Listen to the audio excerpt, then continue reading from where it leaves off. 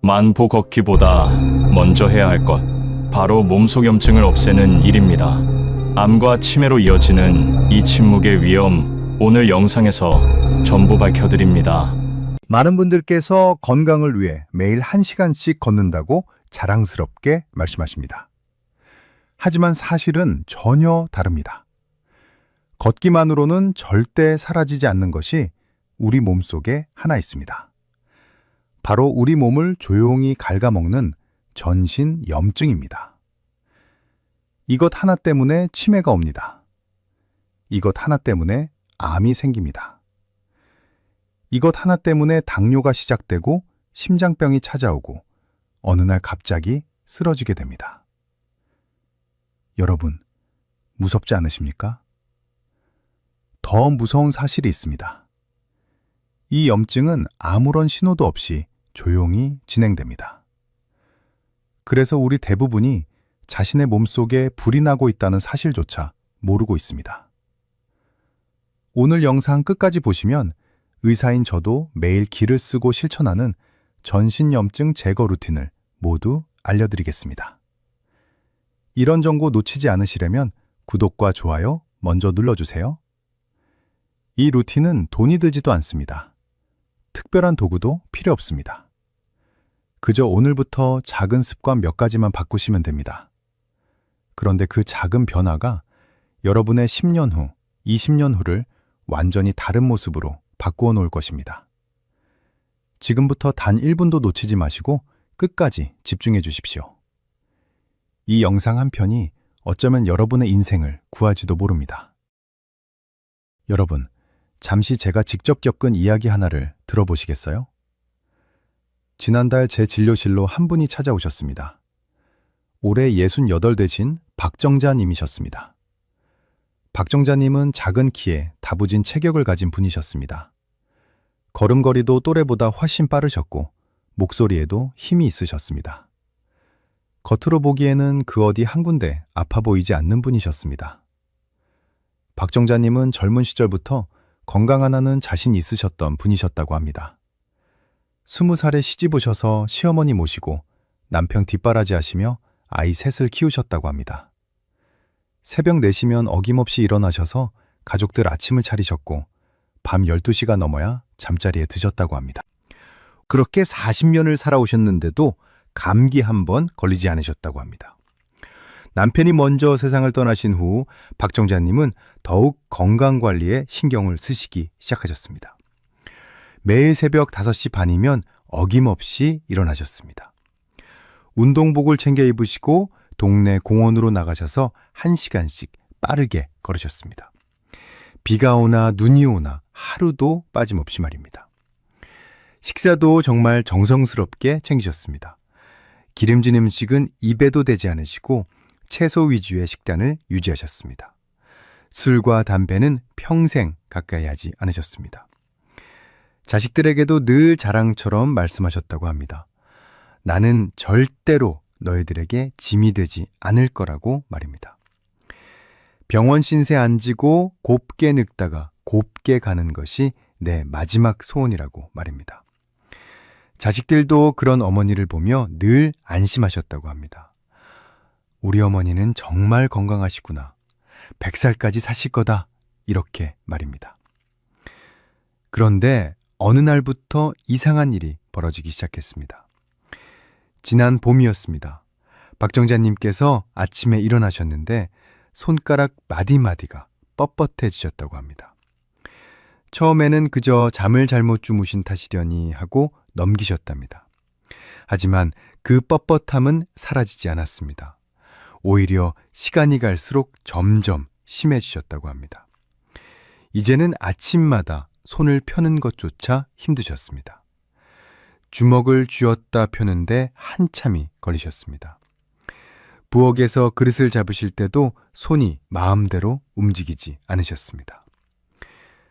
그러던 어느 날 무릎이 시큰거리기 시작하셨습니다. 처음에는 계단을 내려갈 때만 그러시더니 나중에는 평지를 걸으실 때도 무릎이 욱신거리셨습니다. 매일 아침 1시간씩 걷던 그 공원도 점점 가기가 힘들어지셨습니다. 허리도 이유 없이 자꾸 아파오기 시작했습니다. 밤에는 잠을 도저히 깊이 주무시지 못하셨습니다. 자다가도 두세 번씩 깨셨고 새벽에는 멍하니 천장만 바라보고 계시는 날이 많아지셨다고 합니다. 낮에는 또 어떻습니까? 이유 없이 피곤하셨습니다. 가만히 앉아 계셔도 머리가 무겁고 몸이 천근만근 같으셨다고 합니다. 평생 한 번도 느껴본 적 없는 무력감이 박정자님을 덮쳤습니다. 가장 큰 문제는 따로 있었습니다. 기억력이 자꾸 흐려지기 시작한 것이었습니다. 어제 무엇을 드셨는지 가물가물하셨습니다. 아침에 누구와 통화를 했는지 떠오르지 않으셨습니다. 부엌에 무엇을 가지러 가셨다가 정작 부엌 앞에서는 무엇을 가지러 왔는지 잊어버리시는 일이 많아지셨습니다. 박정자님은 정말 깜짝 놀라셨습니다. 나는 매일 운동도 하고 좋은 것만 먹는데 왜 이러지? 혹시 내가 치매에 걸린 것은 아닐까? 이런 생각에 밤마다 잠을 이루지 못하셨다고 합니다. 자식들에게 말씀하시기도 부끄러우셨습니다. 평생 건강 자랑만 해오셨던 어머니가 갑자기 아프다고 하면 자식들이 얼마나 걱정할까 싶으셨던 것입니다. 그래서 혼자서 끙끙 앓고 계셨습니다. 그러다가 더는 안 되겠다 싶어서 큰 마음 먹고 저를 찾아오신 것이었습니다. 진료실에 들어오신 박정자님의 첫 마디는 이러셨습니다. 선생님, 제가 무슨 큰 병이라도 걸린 걸까요? 저는 그분의 손을 꼭 잡아드렸습니다. 그리고 차근차근 말씀드렸습니다. 너무 걱정하지 마십시오. 저와 함께 하나씩 풀어나가 보겠습니다. 저는 박정자님의 혈액검사부터 차근차근 진행했습니다. 엑스선 촬영도 했습니다. 심장 검사도 했습니다. 며칠 후 검사 결과가 모두 나왔습니다. 결과를 보고 저도 깜짝 놀랐습니다. 박정자님의 몸속에는 염증 수치가 정상보다 무려 3배 가까이 높게 나와 있었습니다. 겉으로 보기에는 그렇게 건강해 보이는 분이셨는데 말입니다. 매일 운동하시고 채소만 드시고 술, 담배도 안 하시는 분이셨는데 말입니다. 도대체 왜 이런 결과가 나온 것일까요? 여러분, 바로 여기에 오늘 영상의 핵심이 담겨 있습니다. 저는 박정자님께 차분히 설명드렸습니다. 지금 몸속에서는 보이지 않는 불이 타오르고 있습니다. 이것을 우리 의사들은 전신염증이라고 부릅니다. 박정자님은 눈을 동그랗게 뜨시며 물으셨습니다. 선생님, 저는 매일 운동도 하고 채소도 잘 먹는데 왜 그런가요? 저는 이렇게 말씀드렸습니다. 운동도 좋고 채소도 좋습니다. 하지만 잘못된 방법으로 하시면 오히려 독이 됩니다. 박정자님은 큰 충격을 받으신 표정이셨습니다. 여러분, 이 사연이 남의 일 같으십니까? 아닙니다. 지금 이 영상을 보시는 분들 중 절반 이상이 박정자님과 똑같은 상태의 가능성이 높습니다. 그렇다면 도대체 전신염증이 무엇이기에 이렇게 무서운 것일까요? 지금부터 아주 쉽게 설명드리겠습니다. 여러분, 우리 몸을 큰 집이라고 한번 생각해 보세요. 방도 여러 개 있고 부엌도 있고 거실도 있는 큰 집입니다. 그 집 안에서 어느 날 작은 불씨가 하나 피어올랐다고 상상해 보십시오. 처음에는 아주 작은 불씨입니다. 손으로 톡 쳐도 꺼질 만큼 작은 불씨이죠. 그런데 이 불씨를 그냥 방치하면 어떻게 될까요? 벽지로 옮겨 붙고 천장으로 번지고 결국 집 전체가 활활 타버립니다. 전신염증이 바로 이것과 똑같습니다. 처음에는 손가락 마디 하나가 뻐근한 것으로 시작합니다. 그러다가 무릎으로 옮겨갑니다. 허리도 옮겨갑니다. 어깨로, 목으로 점점 번져갑니다. 그리고 마침내는 우리 몸의 가장 깊은 곳, 혈관 속까지 침범하게 됩니다. 여러분, 혈관이 무엇입니까?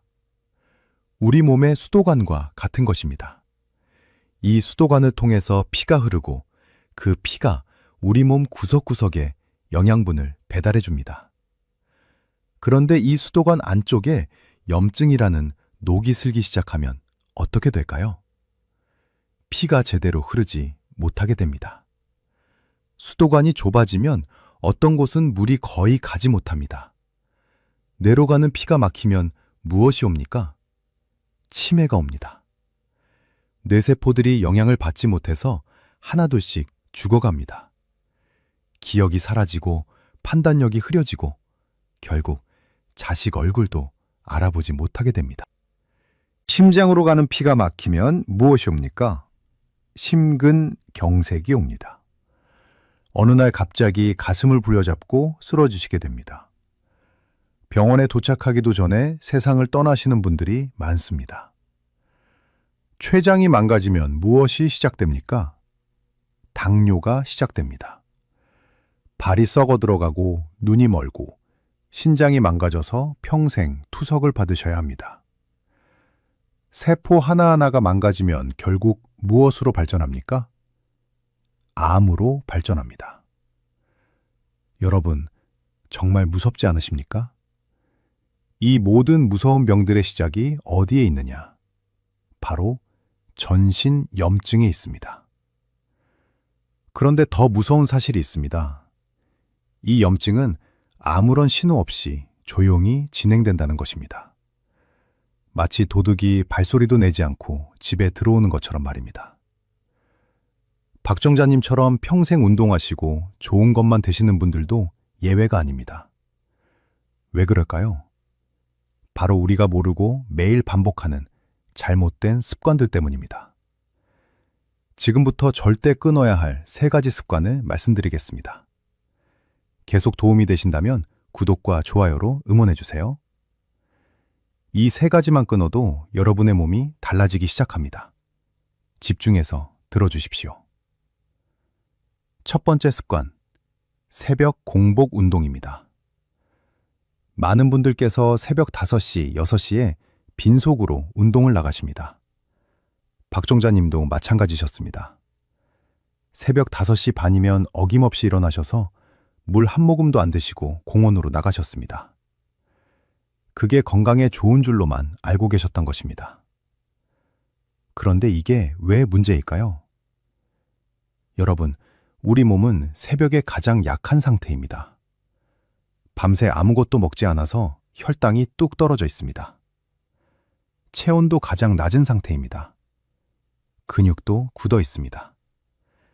이런 상태에서 갑자기 운동을 하시면 어떻게 될까요? 우리 몸은 비상사태로 인식합니다. 큰일 났다. 지금 살아남아야 한다. 이렇게 인식하는 것입니다. 그러면 우리 몸에서는 스트레스 호르몬이 폭발적으로 솟구쳐 나옵니다. 이 스트레스 호르몬이 바로 염증을 키우는 가장 큰 불쏘시개입니다. 좋자고 한 운동이 오히려 몸속에 불을 지피고 있는 것입니다. 특히 60이 넘으신 분들은 새벽 공복 운동을 절대 피하셔야 합니다. 젊은 사람들도 좋지 않은데 나이가 드시면 더더욱 위험합니다. 그렇다면 어떻게 해야 할까요? 차라리 따뜻한 물 한 잔 드시고 가벼운 죽이라도 한 숟가락 드시고 해가 완전히 뜬 다음에 천천히 움직이십시오. 그것이 여러분의 몸에 100배는 더 좋습니다. 두 번째 습관, 흰 쌀밥과 흰 밀가루입니다.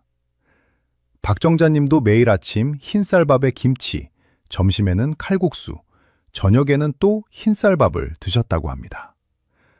겉으로 보기에는 정말 건강한 식사 같지요? 채소도 많이 드시고 기름진 것도 안 드시고 말입니다. 그런데 이 흰 쌀밥과 흰 밀가루가 몸속에 들어가면 어떻게 되는지 아십니까? 마치 설탕물을 들이붓는 것과 똑같습니다. 흰 쌀밥 한 공기는 각설탕 10개와 비슷합니다. 칼국수 한 그릇은 각설탕 15개와 비슷합니다. 이것이 몸속에 들어가면 혈당이 갑자기 치솟습니다. 그러다가 또 갑자기 뚝 떨어집니다. 혈당이 출렁거리는 것입니다. 이렇게 혈당이 출렁거릴 때마다 우리 혈관에는 작은 상처가 납니다. 그 상처마다 염증이 자리를 잡습니다. 하루 3끼, 1년이면 1000번이 넘게 혈관에 상처를 내고 있는 것입니다. 10년이면 10,000번이 넘습니다. 이렇게 누적된 상처와 염증이 결국 큰 병으로 폭발하는 것입니다. 여러분, 무섭지 않으십니까? 세 번째 습관, 늦은 시간 텔레비전 시청입니다. 많은 분들께서 밤 11시, 12시까지 텔레비전을 보십니다. 특히 자극적인 드라마나 뉴스를 보시면 잠이 더 오지 않으시지요? 박정자님도 그러셨습니다. 남편 떠나시고 혼자 사시다 보니 텔레비전이 가장 좋은 친구가 되셨다고 합니다. 밤 늦게까지 드라마를 보시다가 새벽 1시, 2시에 잠자리에 드시는 일이 다반사셨다고 합니다. 그런데 이것이 염증을 키우는 가장 큰 원인 중 하나입니다. 밤에 우리 눈에 들어오는 강한 빛은 뇌를 깨워놓습니다. 뇌가 잠들지 못하면 우리 몸은 회복할 시간을 갖지 못합니다. 여러분, 잠은 단순히 쉬는 시간이 아닙니다. 잠은 우리 몸이 스스로를 고치는 시간입니다. 낮 동안 생긴 작은 염증들이 밤에 치유되어야 하는데 그 기회를 빼앗기는 것입니다. 쌓이고 쌓인 염증이 결국 큰 병으로 이어집니다. 그래서 늦은 시간 텔레비전 시청은 반드시 끊으셔야 합니다. 자, 지금까지 절대 끊어야 할 3가지 습관을 말씀드렸습니다. 새벽 공복 운동, 흰쌀밥과 흰밀가루, 늦은 시간 텔레비전 시청. 이 3가지만 끊으셔도 여러분의 몸이 절반은 좋아집니다. 그렇다면 이제 무엇을 해야 할까요? 지금부터 의사인 저도 매일 기를 쓰고 실천하는 전신 염증 제거 루틴 4가지를 알려드리겠습니다. 돈도 들지 않고 어렵지도 않습니다. 오늘 당장 시작하실 수 있는 방법들입니다. 집중해서 들어주십시오. 첫 번째, 아침 따뜻한 물 한 잔입니다.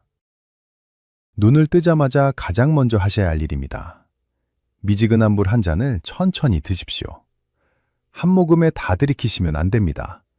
작은 모금으로 나누어서 천천히 드셔야 합니다. 이 물 한 잔이 밤새 끈적해진 피를 부드럽게 풀어줍니다. 마치 굳어있던 수도관에 따뜻한 물을 흘려보내는 것과 같습니다.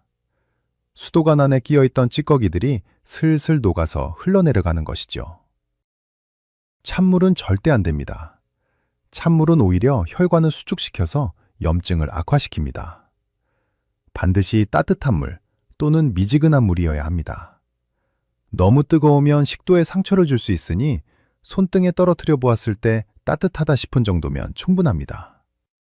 이 작은 습관 하나가 여러분의 하루를 완전히 바꿉니다. 두 번째, 하루 3번 깊은 호흡입니다. 이게 무슨 운동이냐 싶으시겠지만 그 어떤 운동보다 강력합니다. 방법은 아주 간단합니다. 코로 천천히 내쉬세며 숨을 들이마십시오. 하나, 둘, 셋, 넷. 배가 풍선처럼 부풀어 오르도록 깊이 들이마셔야 합니다. 그리고 7을 세며 숨을 멈추십시오.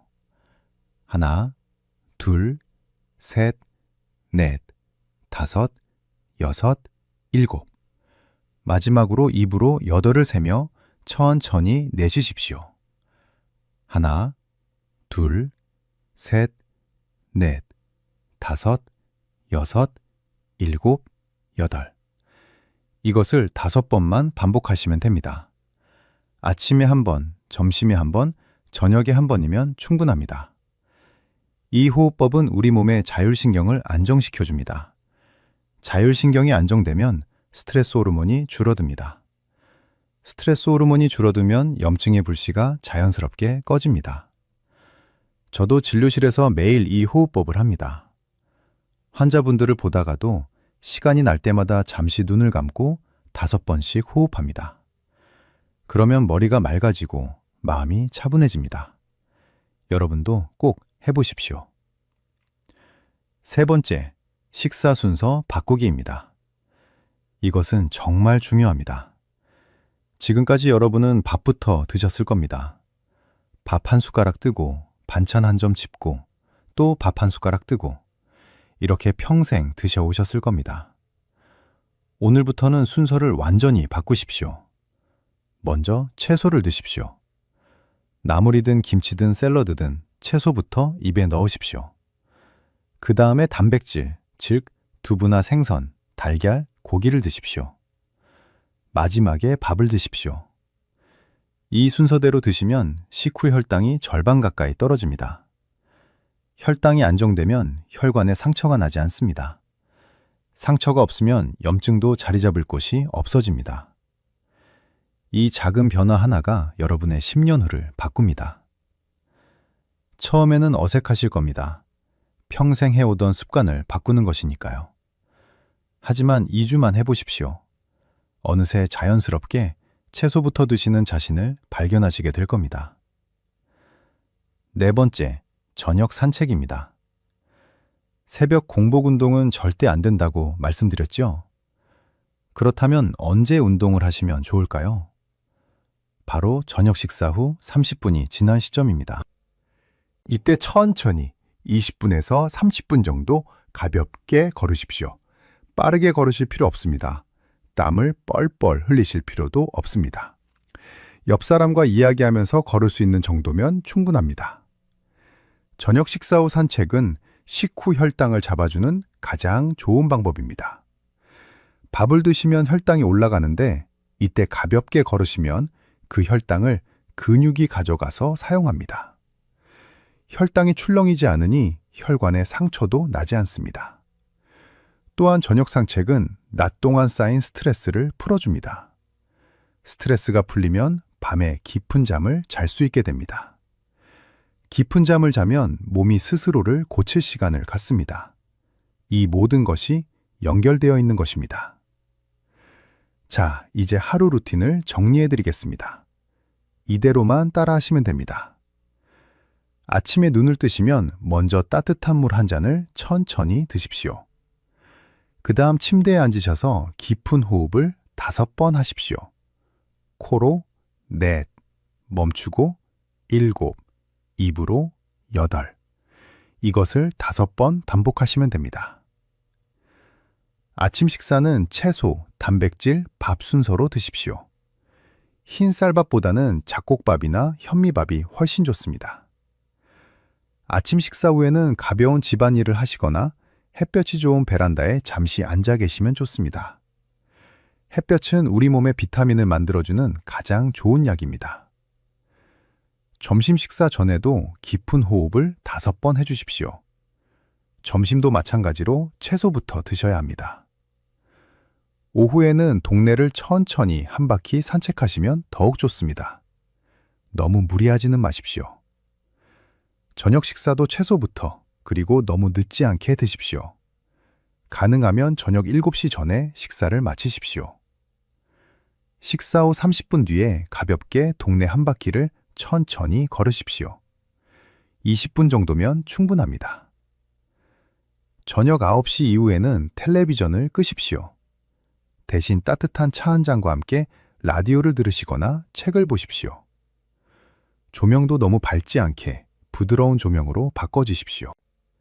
잠자리에 들기 전에 마지막으로 깊은 호흡을 5번 해주십시오.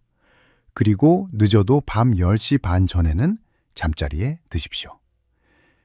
이 루틴을 단 2주만 실천해 보십시오. 몸이 가벼워지는 것을 분명히 느끼실 겁니다. 자, 그렇다면 박정자님은 어떻게 되셨을까요? 저는 박정자님께 이 4가지 루틴을 차근차근 알려드렸습니다. 하나하나 종이에 적어드리고 직접 호흡법도 함께 해보았습니다.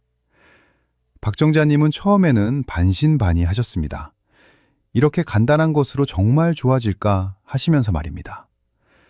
평생 새벽 운동만이 정답인 줄 아셨는데 그것을 그만두라고 하니 처음에는 받아들이기 힘드셨던 것 같습니다. 하지만 제가 간곡하게 말씀드렸습니다. 저를 한번 믿어보십시오. 딱 한 달만 해보십시오.